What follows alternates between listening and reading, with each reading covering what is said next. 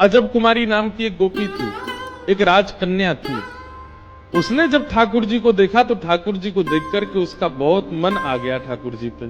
ठाकुर जी के आगे चौसर का खेल खेलती थी, ठाकुर जी को चौसर खिलाती थी, लेकिन वो इतनी निपुण थी चौसर खेलने में कि उससे कोई जीत नहीं सकता था। वो क्या करती थी, ठाकुर जी के मंदिर में बीच अंगना में बैठ के चौसर खोल के, और एक चाल तो अपनी चलती और दूसरी चाल ठाकुर जी के लिए चलती थी, ठाकुर जी के साथ खेलती थी। उससे कोई जीत नहीं सकता था, लेकिन वो इतनी निपुण थी कि जैसे ही ठाकुर जी हारने वाले होते थे तो अंतिम चाल ऐसी चलती कि ठाकुर जी जीत जाते थे, वो हार जाती थी। लेकिन अजब कुमारी की इच्छा थी कि वो राजस्थान की रहने वाली है, उसके माता पिता इतना उसको, उसके पिताजी राजा हैं, वो उसको इतना जाने नहीं देते बार बार गोवर्धन। तो ठाकुर जी से प्रार्थना करती थी कि आप मेरे यहाँ चलो, लेकिन ठाकुर जी कैसे जाए।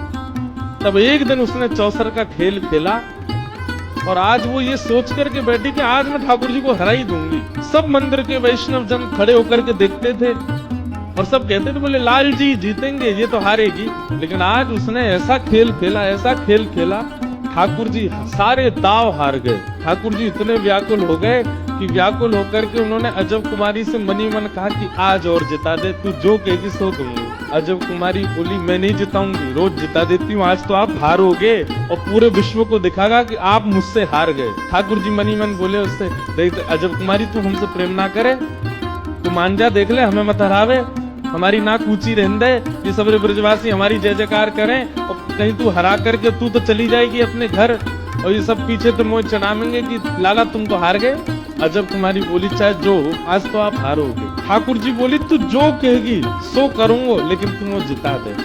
अजब कुमारी बोली, वचन दो, जो मांगूंगी सो दोगे। ठाकुर जी बोले, देंगे, तू बस जिता दे। अजब कुमारी ने जिता दिया ठाकुर जी को, सब जगह जय जयकार हो गई। बोले हमारो लाला जीत गयो, गिरधर लाल की जय, गोवर्धन नाथ की जय। ठाकुर जी ने मनी मन अजब कुमारी से कही, अब बता तो क्या चाहिए।